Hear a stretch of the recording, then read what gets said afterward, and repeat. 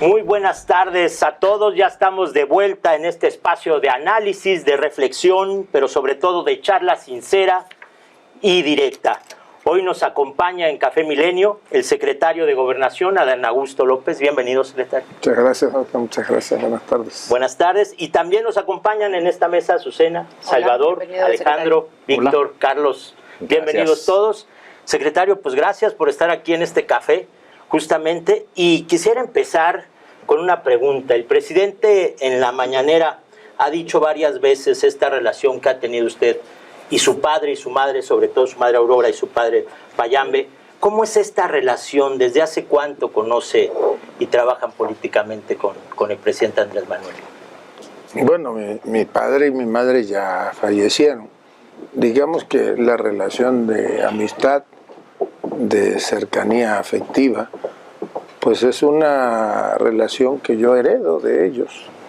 Mi papá conoció al hoy presidente hace muchos años y en una época, pues así lo ha dicho el presidente, en la que muy pocos en Tabasco apoyaban al movimiento que él encabezaba, él lo hizo y eso les permitió trascender en la amistad. Se llevaban muy bien. Ya en los últimos años ya se veían poco, pero sí mucha cercanía, más familiar. ¿Usted cuándo decidió, secretario, o no sé si lo decidió o decidieron por usted, antes del 2021, usted quería ya ser presidente de la República? ¿Lo había pensado o fue orillado por el destape del presidente Andrés Manuel López Obrador? ¿Desde cuándo usted sueña con ser presidente? Bueno, yo creo que no hay en México alguien o un político que no aspire a ser presidente de la República. ¿Siempre lo quiso? Yo aspiraba en Tabasco a ser gobernador del estado y tuve la fortuna de que los tabasqueños me eligieron.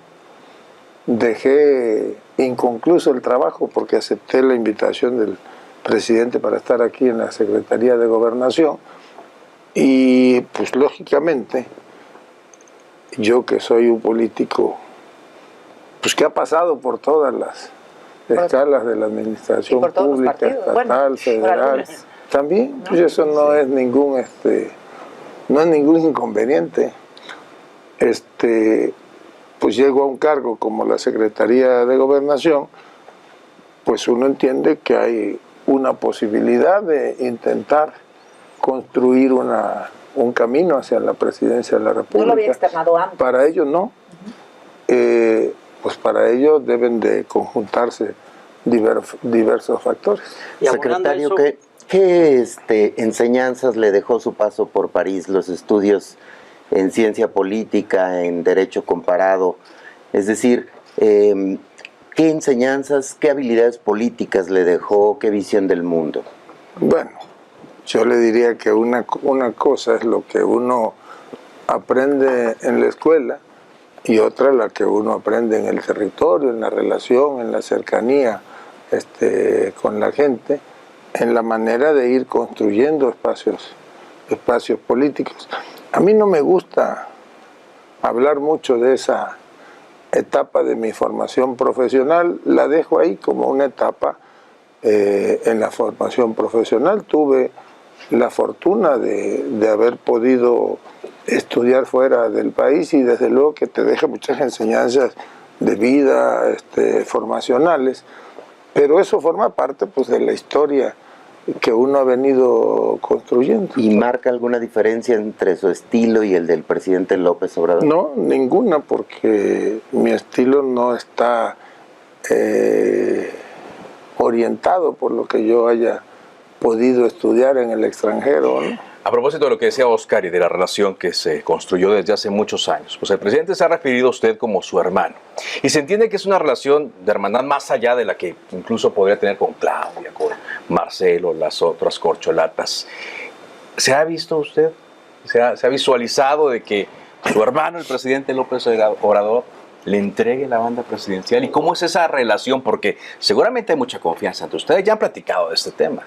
Bueno, desde luego que para que me hubiese designado o ofrecido ser secretario de Gobernación, pues es requisito indispensable la confianza, la cercanía, no nada más afectiva, sino política, la identificación en cuanto a objetivos. Y yo asumo que, como decía un poeta tabasqueño, Carlos Pellicer Cámara, pues yo soy ayudante del campo del sol y soy un instrumentador de la política del presidente, de las decisiones que el presidente toma, de las instrucciones que nos da. Y eso es a lo que yo me dedico todos los días. ¿Es su corcholata o es su tapado? Mande. ¿Es su corcholata o es su tapado? Pues ahorita son los tiempos del presidente de la República, así que no soy ni lo uno ni lo otro. ¿O podría ser el Mújica? Mande. ¿El Mújica? Pues esperemos a ver. ¿Se vería en ese papel usted como el continuador? Mire, yo hoy me veo como la gente, el político quizás con la mayor cercanía del presidente, y mi tarea la trato de cumplir a la perfección. Por eso intento no descuidar detalles de la gobernabilidad. ¿Pero se siente el favorito? Mande. ¿Se siente usted el favorito? Mire, yo creo y soy un convencido, hay que esperar los tiempos. ¿O es el plan B? No. Todo Plan B, llega no. a su tiempo, tiene sus Oiga, momentos. secretario, déjeme preguntarle dos cosas. Se asume como presidenciable, ¿cierto? Es decir, no estamos hablando un lenguaje diferente, usted y nosotros. No, Usted va a ser candidato a la presidencia, quiere ser candidato a la presidencia por Morena, ¿cierto? Mire, yo voy a ser presidente y voy a ser el que continúe la transformación, que consolide la transformación. Usted va a ser presidente de la República. Aunque me multe el INE.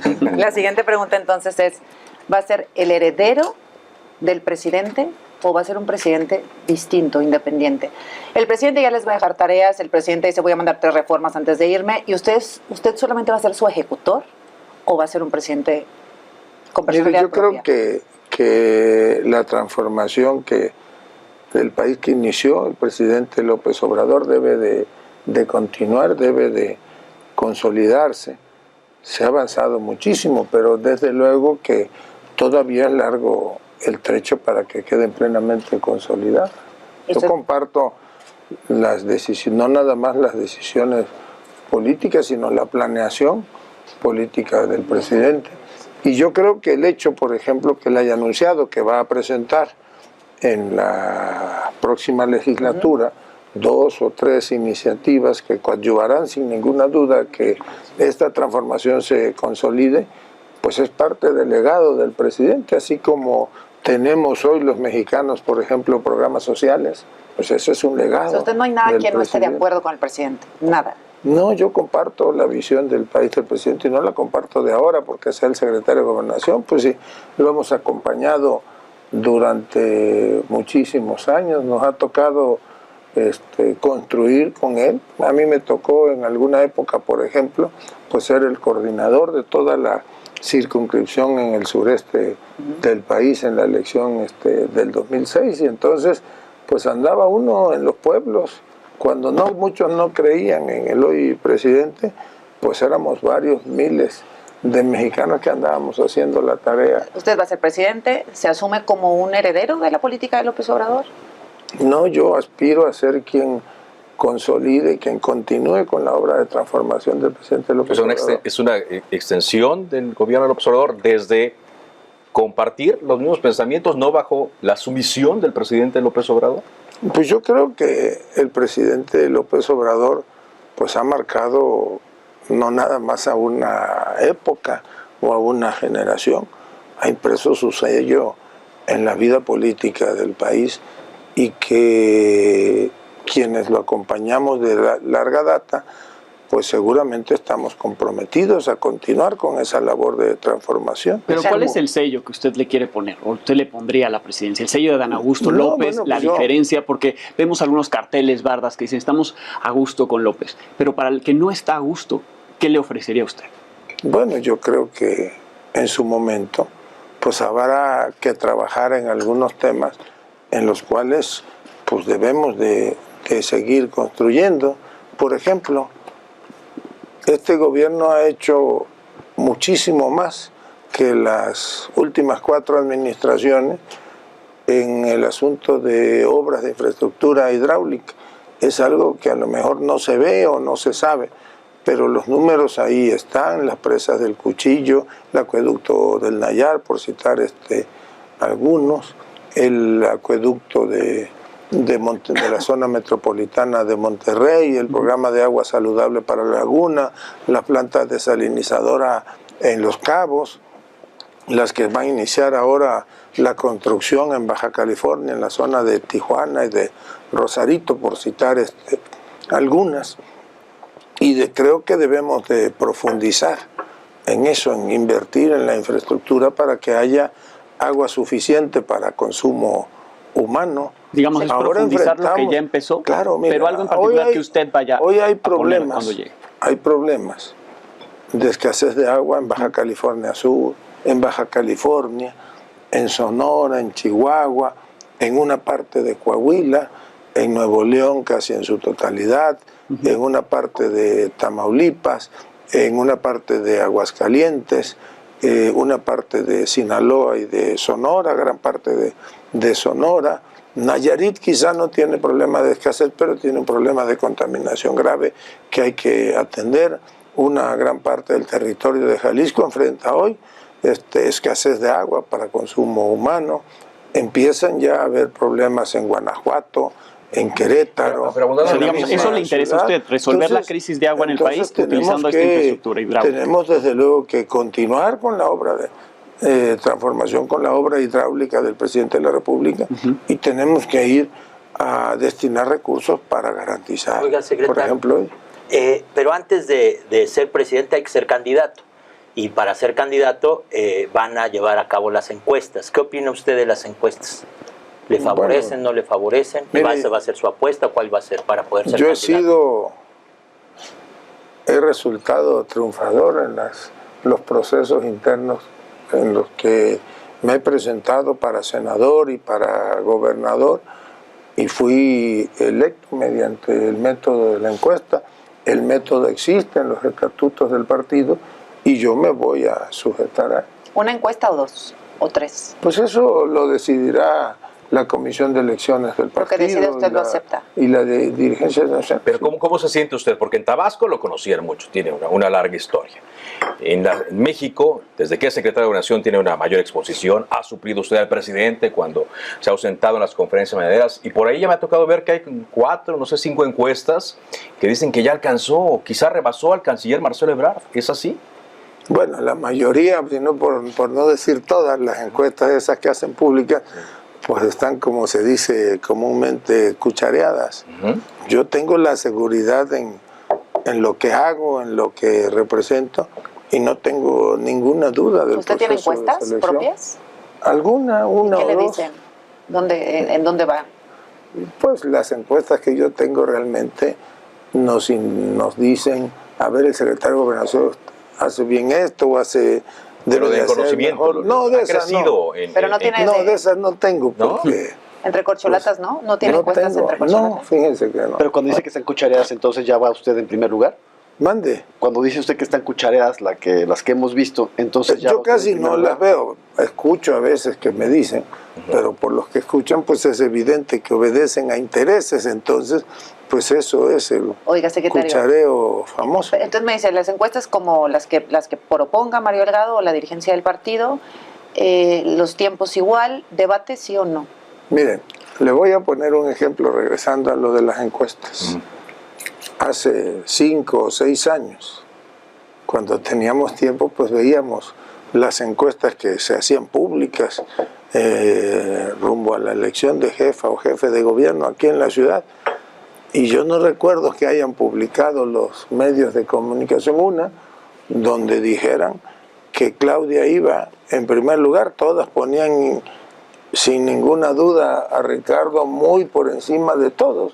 La sorpresa es que se hace una encuesta de acuerdo al método o a lo que la Comisión Nacional de Encuestas había propuesto, y resulta que todas todas las encuestas de los medios de comunicación ponían en primer lugar, creo que terminó en el cuarto. Y por eso se Entonces iba a molestó aceptar Ricardo Monreal. el resultado. Se molestó, pero pues la realidad te dice que ahí está el resultado de Y una la- encuesta. A mí me tocó, fíjense, ahora que yo perdí una encuesta en Tabasco en el 2012, finales del 2011, me invitaron a participar en la encuesta para elegir al candidato a gobernador y me la ganó Arturo Núñez. Creo que él ganó 3 preguntas, yo gané 2 y Oscar Cantón, que era el otro participante, ganó 1. Y Que será con PRD, ¿no? uno estábamos en el PRD y uno pues acepta el resultado. ¿En este caso deciden las encuestas o el presidente?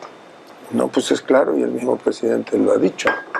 Pero es y difícil, el método ¿no? está ahí en el estatuto. Por eso va a del aceptar, partido. si las encuestas no le favorecen, va a aceptar sin ningún Pues yo problema. lo que crees que me creo favorecen? es que me favorecen y que vamos a ganar la encuesta. Oye, Es en que- caso de que no, ¿cuál corcholata le gusta? Mande. En caso de que usted no gane, porque es una posibilidad, Bueno, depende de quién piensa en esa posibilidad. Yo solamente veo una posibilidad y es la de que solamente veo voy una a posibilidad ganar la encuesta. de ganar. Antes Monreal era el compañero rebelde, lo llamó alguna vez, ¿no? El compañero rebelde, ahora es Ebrard, el compañero rebelde.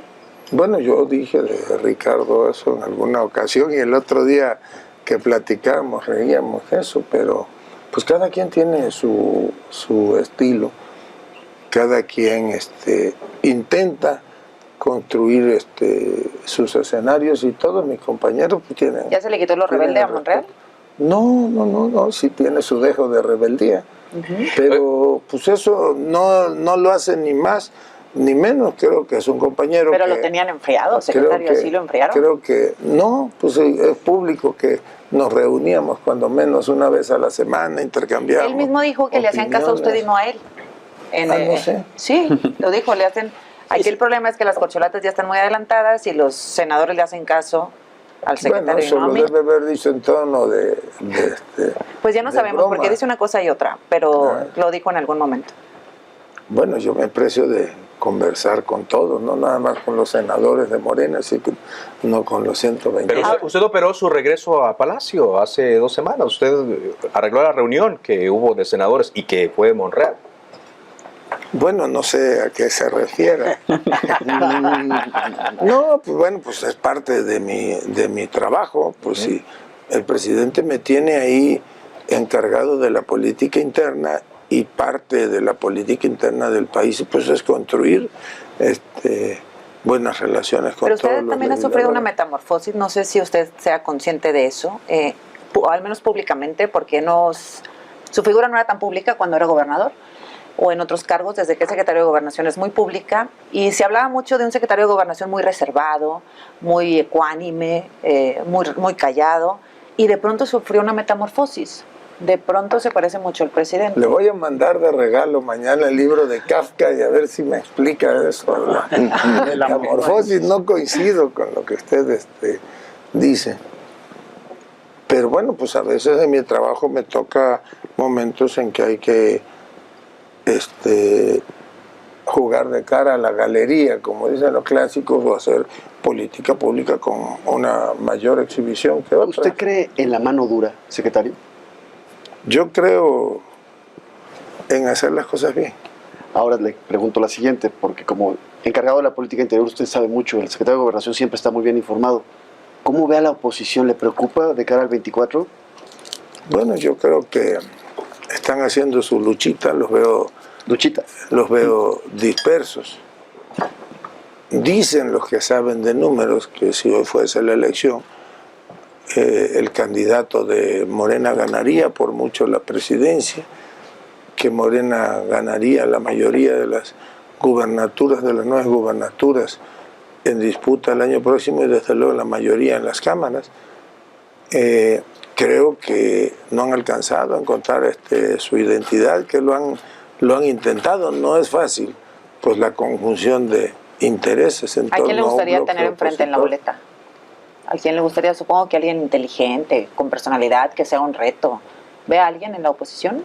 Mire, yo creo que todos quienes participan en política pues son mexicanos inteligentes, preparados, con los que puedo yo o podemos tener diferencias ideológicas incluso profundas, pero que merecen respeto. Pero Coincido con ellos. pareciera que el real asunto va a ser en Morena, o sea, la real elección va a ser en Morena y el riesgo ahí está el de la ruptura. Luego de la reunión ahí en Palacio Nacional, pues se aceleraron muchos, hasta Marcelo Ebrard le dijeron, a ver, tranquilízate, ¿ve riesgo de ruptura después de la selección del candidato? No, yo no lo veo, yo creo que tenemos que seguir unidos. Miren, para que la cuarta transformación se consolide, requiere de unidad, de lealtad y de muchísima convicción y compromiso. Si usted es el elegido de esa encuesta, Tampoco lo duda. no, no sé si lo dudo o no, tendremos que ver el resultado. Compite contra Marcelo Ebrard, Claudio Sheinbaum, Ricardo Monreal. Si usted resulta el ganador ahí, ¿qué papel les daría a ellos justo para prevenir una ruptura? ¿Les ofrecería un cargo? ¿Cómo los ve? ¿En qué posición? Yo creo que no es momento de egoísmos y que quienes estamos en esto y participamos, somos parte de un movimiento, algunos podemos decir que en mayor o menor medida, pero todos formamos parte de un movimiento y estamos aquí porque creemos en ello, porque creemos que el país inició ya un proceso de transformación que muchos creyeron que nunca se iba a dar. Entonces es indispensable para que esto se consolide, pues que haya unidad en Pero todo. como usted no duda, Y yo no diría, o sea, no es un asunto de cargos. El presidente tiene razón, es un asunto de encargos, de compromiso. Sí creo que tenemos que ir unidos. Aquí no sobra a nadie y no podemos darnos el lujo de Pero usted ya se ve Entiendo como que no presidente. quiera decir el cargo, pero sí los ve desempeñando una función Yo dentro creo de que- lo que sigue después de Yo que se vea creo el presidente que López Obrador. todos somos partes del movimiento de transformación y que todos tenemos el compromiso de Pero en el seguir gabinete, siéndolo. ya usted presidente, en el gabinete, los tres. Es ¿sí? que Uno de jefe de gobierno, uno yo de senador, concibo 5. más que como un asunto de gabinete o de cargos, pues es un asunto de encargos y el mayor de los encargos es profundizar. Pero y si usted ya se ve como consolidar en la presidente, porque no lo duda, usted no lo duda ni un segundo, ¿cierto? ¿Habrá pensado, me gustaría un secretario de Gobernación como quién? Monreal, Bueno, yo creo que Marcelo, no sé. desde luego que como en el ajedrez uno pues debe Ya de deberá tener su una Adán Augusto visión como el presidente. y debe de ir construyendo los escenarios, pero todo tiene su tiempo y cuando eso llegue pues seguramente habrán varias mexicanas y mexicanos que nos acompañarán. Ahora, sí contéstemelo, por favor. O sea, su tiempo y todas esas cosas, lo entiendo, es política. ¿Va a vivir en Palacio Nacional? No es política, es la realidad. ¿Va a vivir en Palacio Nacional? Mire, hay cosas más importantes. No, pero o sabe que cosas sí, en sí las importa. que hay que pensar. ¿No? Sí cuenta, va a vivir en sí, Palacio. pues eso no tiene la mayor importancia. No Entonces, tiene, ¿va a vivir o no? como Ahí. decía el clásico, ni malo ni bueno. ¿Por sino qué? todo lo Ahora contrario. hablemos de otra cosa, de No, cómo vamos a tenemos seguir tiempo, tenemos fortaleciendo los programas sociales. Eso no tiene, ¿No sabe si va a vivir en Palacio Nacional? pues en estos momentos eso. ¿Va a viajar es en vuelos importante. comerciales como el presidente? Pues no diría, no tengo por qué no hacerlo. Bueno, ya que estamos hablando del futuro. ¿Va a seguir con las conferencias matutinas? Sí, claro. A lo mejor ajustamos un poquito menos de tiempo, pero sí vamos O se va a seguir. levantar Un más poquito más tarde, tarde, quizás, ¿no? quizás. Porque sí. No, nosotros tenemos la costumbre de despertarnos muy temprano allá en el trópico, pues no Por puedes el calor, dormir claro. hasta muy tarde. Ahí, por ejemplo, se despiertan para la reunión de seguridad actualmente. Sí. ¿Seguiría ese plan, el tema de seguridad que el propio Sí, presidente claro. ha dicho es un reto que yo no he podido resolver? ¿Usted tiene un plan para la seguridad? Bueno, yo creo que el presidente lo está resolviendo, que pues los números nos señalan que hay una baja en la Mínima. incidencia delictiva, no, hay una sensible, una importante baja, por ejemplo, en la gran mayoría de los delitos de alto impacto. El secuestro trae una reducción de más o menos 62-63%, el robo a casa habitación, el robo de vehículos igual trae una baja del 68%, el robo de autotransporte, aunque tenemos todavía algunos espacios donde estamos dando la batalla para bajar la incidencia en ese delito, algunos tramos carreteros. Es prácticamente nulo el robo al transporte de carga ferroviario, por ejemplo. Traemos una baja ligera, pero baja al fin, en cuanto al homicidio doloso o a los homicidios. Sí, esa me refería yo, esa es la que es mínima, no la de homicidio. Pues es mínima porque pues el país venía en una espiral de complicidad, de corrupción, de política pública equivocada.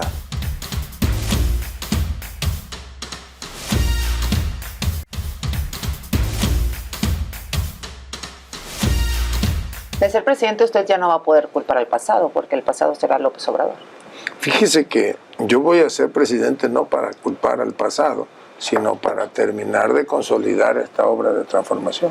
Ahora, sin dejar de lado, ¿cómo ve el secretario de Gobernación el tema en materia de combate al narcotráfico? ¿Cómo ve al cártel Jalisco Nueva Generación? ¿Cómo ve al cártel de Sinaloa? ¿Y cuál sería su política pública frente a estas organizaciones tan poderosas? Mire, yo soy parte del Gabinete de Seguridad y si ustedes me lo permiten,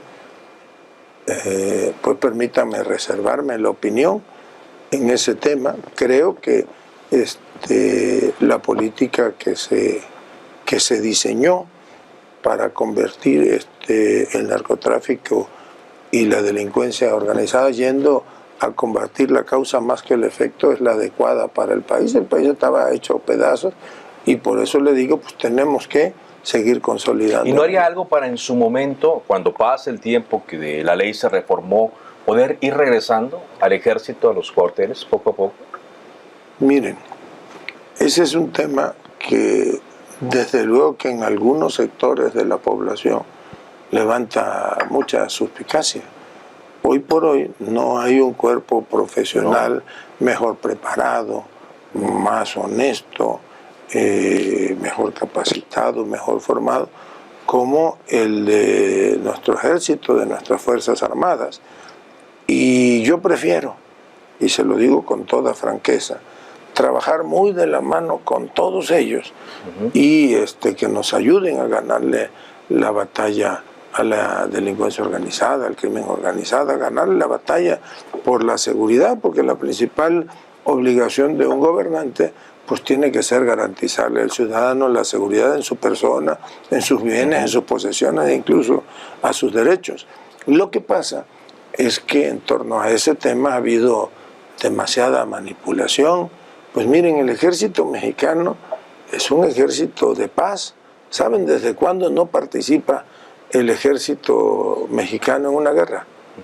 Desde la Segunda Guerra Mundial con el Escuadrón 201, ni estamos invadiendo, ni estamos países extranjeros, digo, no nos hemos ido a guerrear en la frontera con Guatemala o con Belice, mucho menos al norte del país. Es un ejército que afortunadamente se ha venido modernizando, ha venido evolucionando y hay dentro del ejército mexicano ya mexicanos leales y honestos que están preparados para coadyuvar en las tareas de seguridad. ¿No habría ninguna pública. Modificación a la estrategia de seguridad? ¿Ninguna? ¿Tal cual? No, yo creo que la estrategia de seguridad es la correcta. Pues a lo mejor termina uno destinando más elementos o reforzando algún estado, algún municipio, algunos puntos. Y hay que ir, sí, trabajando para que el día de mañana se recuperen las policías municipales. ¿Se siente responsable, secretario, del fracaso de la primera parte del Plan B? No, yo creo que los magistrados, los ministros de la Suprema Corte de Justicia de la Nación se excedieron, que emitieron un fallo político donde utilizaron facultades que a todas luces no tienen. Pues sí, la Constitución dice que es obligación de legislar de los legisladores, no de los ministros. Pero de cuidar que la ley Corte. se cumpla desde la Corte. Pues la ley se cumplió, lo que pasa es que ellos lo interpretaron de otra manera y es lamentable que ellos sigan actuando. Pero fueron 9, fue una gran mayoría. Y pudieron haber sido 11, pero eso no quita que no hayan actuado respondiendo a intereses y tomando decisiones políticas. Ahora, ellos no hablan tanto de la ley, hablan del procedimiento, de cómo se hizo. Usted conoció la ley antes, ¿no? Dicen que estuvo en su oficina, en su escritorio antes, y usted publicó una fotografía en Twitter, ahí revisándola. La mandó a la Cámara de Diputados, pero dicen, pues los diputados de oposición no la conocieron. La conoció el secretario de Gobernación, pero los diputados de oposición no, y por eso de ahí vino todo el Fue una orden, secretario, porque no había manera. No, yo creo que tiene equivocada la información. Tan la conocieron los diputados de oposición que la debatieron porque hubo debate en la Cámara. Lo que la Corte dijo, y repito, es indebido, es que se había violado el procedimiento porque no se había turnado a comisiones esa Ley General de Comunicación Social, sino que habían decidido en el Pleno o en la Junta de Coordinación Política, que se le dispensara de trámite y que pasara al Pleno y que ahí se debatiera y se votara. Pero si revisamos todo el marco jurídico del Congreso mexicano, pues tienen los legisladores facultades para hacer eso. Donde no tienen facultades, pero no fue el caso, es cuando se trata de iniciativas presidenciales, pero cuando se trata de iniciativas de un legislador o de un grupo de legisladores, la ley faculta para que pasen directamente. ¿No le dan ninguna legitimidad a la Suprema Corte? Yo creo que ese es uno de los grandes pendientes de la nación, que tenemos que ir a profundizar, a hacer una profunda revisión. Hay que disolver del Poder Judicial. Pues habría que analizarlo, pero tiene que ser a profundidad, está podrido. Así se lo digo, el Poder Judicial. Usted pregunta en la calle a un ciudadano si tiene confianza en los jueces y le van a decir que no. Y bueno, si hay encuestas que dicen lo contrario, que sí le dan un peso a la Suprema Corte de Justicia de la Nación.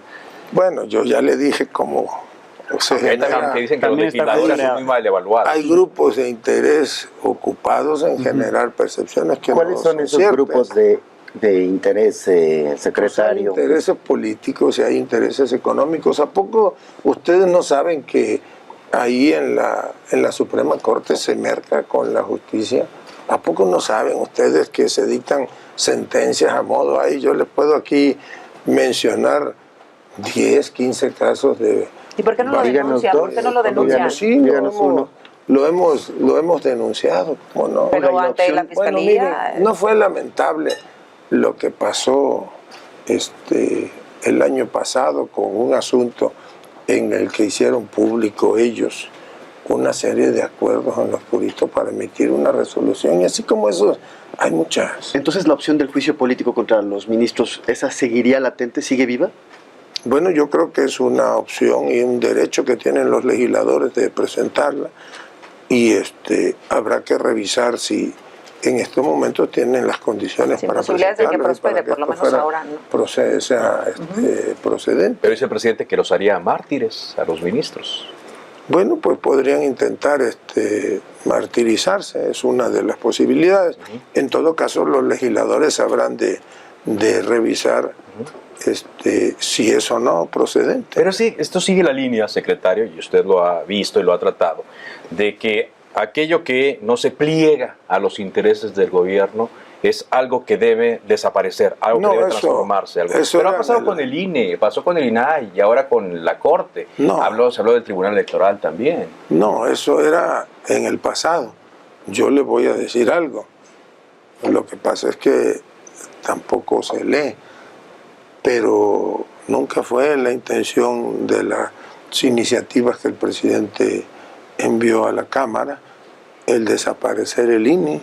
Eso fue una estrategia mediática y político de un grupo de mexicanos, de Claudio X González, de José Ramón Cosío y de políticos de viejo cuño. Si era esa la narrativa que está comentando, entonces, ¿cuál era la propuesta justamente del gobierno? Pues la propuesta original era que cambiara el método de elección de los consejeros electorales, que por cierto hay que felicitar a los legisladores porque, cumpliendo estrictamente con lo que mandata la Constitución, intentaron construir una mayoría las 2/3 partes, y como no se pudo, pues fueron a un proceso de insaculación que nadie cuestionó de manera impecable, y hoy tenemos a un instituto electoral consolidado. Pero hay una revisión previa de perfiles, es diferente. Ah, no, secretario. bueno, pues... Es diferente también. al voto popular o al voto ciudadano. Pero bueno, pues para llegar al voto popular también puede haber una revisión. Una revisión. Claro, tú abres una convocatoria y dices, vamos a elegir un comité técnico que va a evaluar a los, no sé, 4,000 mexicanos que se inscriban para ser consejeros electorales. Y marcas etapas de procedimiento y llegas hasta 10 o 20 nombres que son los que irán a la boleta. Seleccionados por expertos y esos van Sí, a la boleta. claro, sí. Y hablando Y del lo INAI, mismo puedes hacer con el Tribunal Electoral, y lo mismo tienes que hacer con la Suprema Corte de Justicia de la Nación. La gente en la calle sabe que ha sido reparto de cuotas. Yo recuerdo que ahora, a propósito de la designación de 4 consejeros del Instituto Electoral, pues no faltaron quienes se acercaron con la propuesta de que, oye, ¿por qué no ustedes 2 y 1 y 1?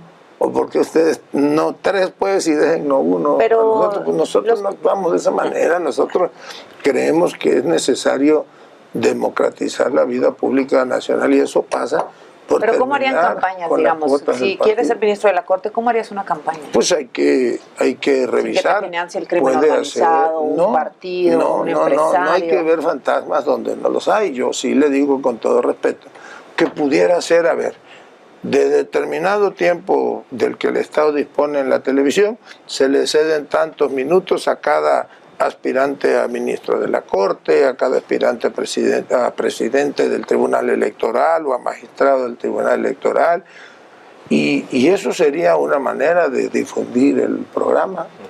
Y que los mexicanos vayan conociéndolos lo que se ve. como conocen a cualquier candidato. Dicen que en el fondo- Yo no veo por qué la Suprema Corte de Justicia de la Nación tenga que seguir siendo el monopolio de una élite dorada. Pero Pues hay que democratizar la vida pública, y eso pasa porque cualquier mexicano Élite que tenga dorada a la que pertenecen Yasmín Esquivel, Loretta Ortiz. Todos.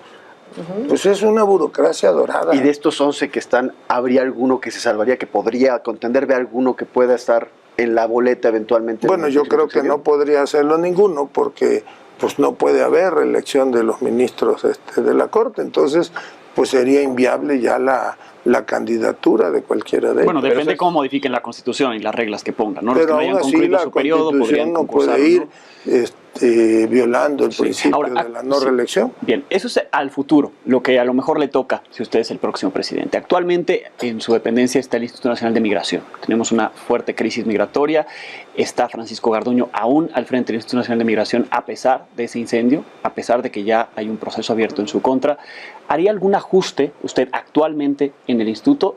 Salió Solalinde Lindia a decir que lo iban a cambiar, se iba a cambiar de nombre y no se ha anunciado nada. Bueno, yo creo que la política pública migratoria de este gobierno ha sido la adecuada. Se mantiene la tradición de nuestro país como un país de asilo. Es un país donde hay respeto a los derechos de los migrantes, donde se trata de garantizar su estadía o su tránsito por el país.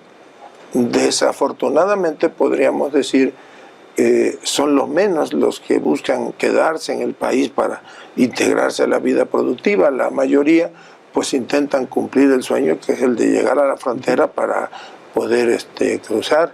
Es lamentable que se haya dado la tragedia allí en Ciudad Juárez, más a responsabilidad humana que a un error de otro tipo, y por ello se inició una averiguación en la Fiscalía General de la República. Hay funcionarios o exfuncionarios ya vinculados a proceso por delitos que ameritan pena corporal o prisión preventiva. Pero ¿por qué no asumió una responsabilidad oficiosa. política? ¿Por qué no corrió a Francisco Garduño?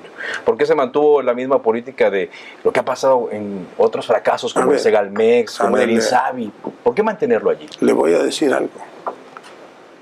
La Fiscalía General de la República encontró algún indicio, digamos así, o al juicio del fiscal Garduño, cometió una omisión en el cargo. Ese delito, una vez que sea emitida la resolución, si él es hallado culpable, incluso lo inhabilita. Lo inhabilita, pero en tanto eso no se dé, aunque la Fiscalía argumente, y eso hay que esperar, la resolución de ningún juez, pues tiene derecho al legítimo proceso. Yo creo que Garduño ni tenía la llave, ni tendría por qué haber estado pegado en un monitor las 24 horas del día viendo en qué momento se iba a dar un incidente. En la cadena de mando, en la cadena de responsabilidades, pues forma parte de todo este proceso que se está haciendo. ¿Cómo ha visto? Si el juez determina que Francisco Garduño tiene alguna responsabilidad, pues seguramente la sentencia lo inhabilitará y le impondrá una pena corporal, pero en tanto eso suceda, Garduño, como cualquier ciudadano mexicano, puede seguir desempeñando. Pero se había dicho que se iba a cambiar el instituto, que iba a haber una nueva figura, que Solalinde lo había propuesto. ¿A usted no le dieron Bueno, Solalinde no es funcionario del Estado mexicano o funcionario de gobierno, es un mexicano que merece, que tiene el respeto, la admiración de muchos. Yo platico con alguna asiduidad con él, pero él no rige ni es responsable de las políticas. O sea, lo que dijo es mentira, públicas no es del así. país. No, yo no digo que sea una mentira como tal. Creo que es el deseo de un mexicano o la propuesta de un mexicano de ir hacia una evolución de la política pública migratoria. Pues esperemos ahora. Hoy, por ejemplo, hay momentos complicados por el se acaba el título 42 de la terminación del título 42, y la primera instrucción que todos los que formamos parte de esa área de gobierno es la de coadyuvar para pero entonces, hacer. ¿no ve pronto un cambio del Instituto Nacional de Migración, una evolución? ¿Todavía no? Pues habría que ir viendo cómo se desenvuelven los acontecimientos. Secretario, hay que seguir trabajando de manera coordinada en la atención a los migrantes. Participa la Secretaría de Salud, la Secretaría de Infraestructura, Comunicaciones y Transportes, el DIF nacional, un organismo que se llama la Comar CIPINA, también. participa la Comar, participan varios organismos del Estado, participa la sociedad. El DIF con los niños. Sí, claro. La CIPINA atiende más a los niños que el DIF, y yo lo que creo es que todas esas instancias tenemos que seguir trabajando de manera. ¿Y cómo ha visto, coordinada? secretario, el desarrollo de las elecciones en el Estado de México y en Coahuila? ¿Y por qué no han ido las corcholatas a apoyar a algunos de estos estados? Bueno, yo creo, yo hablo por mí. Ahí sí los multa el INE. Fíjense que yo acompañé a Delfina a su último evento de precampaña, un domingo, como me lo permite la ley, en Texcoco. Desde luego que observante, no hice uso de la palabra. Yo les pedí que no me presentaran, que mucho menos me presentaran como secretario de Gobernación, porque no iba yo con ese carácter. No pronuncié ningún discurso, no hice ninguna declaración, simplemente fui a manifestarle de manera personal mi apoyo a una compañera de partido. ¿Se puede ser secretario de Gobernación de lunes a sábado? Yo creo que el secretario de Gobernación tiene derecho, como lo tienen todos los ciudadanos los domingos, en la mañana o al mediodía, en acudir a un evento político, guardando siempre, es verdad, las formas que previamente los organismos electorales han delimitado. Fui otro día, por ejemplo, otro domingo, acompañar a Armando Guadiana a su registro. Estuve allí con él, me invitaba a subir al templete, yo le dije que no, que iba a acompañarlo nada más, y lo acompañé incluso a su registro, formando parte del público, y voy a ir este domingo a acompañar a Armando, a darle un abrazo y a manifestarle mi apoyo en lo personal, y seguramente iré en las próximas semanas al Estado de México. Pero ahora lleva una buena relación con Última Guadalupe ronda. Tadei, ¿no? Sí. Es una relación muy diferente con la actual presidenta del INE. Fíjese que y se los digo aquí abiertamente y viendo a los ojos a los mexicanos, yo la primera vez en mi vida que vi, saludé, crucé una palabra con la presidenta del Instituto Electoral fue de manera personal el día que acudí al Instituto Electoral a la firma de un convenio de seguridad a propósito de las elecciones. Anteriormente a ello, le llamé, conseguí su teléfono, le llamé para felicitarla en cuanto salió electa como presidenta, y le llamé 2 o 3 días después para decirle que estaba pendiente la firma o la presentación de ese convenio de seguridad y que la invitaba a ella y a los integrantes del Consejo a que pudiésemos transitar en un evento protocolario e institucional.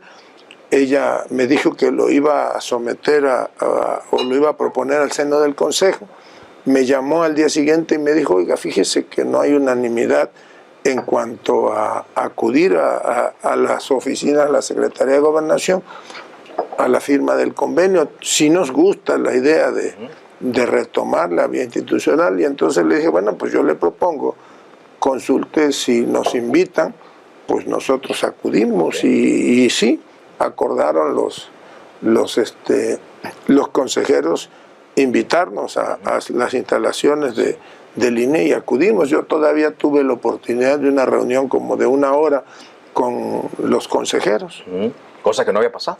Cosa que... Secretario, me deja preguntarle el tema del INAI. Dicen que no quieren desaparecer estos institutos, pero lo mantienen congelado. ¿Por qué no nombrar a los comisionados que faltan?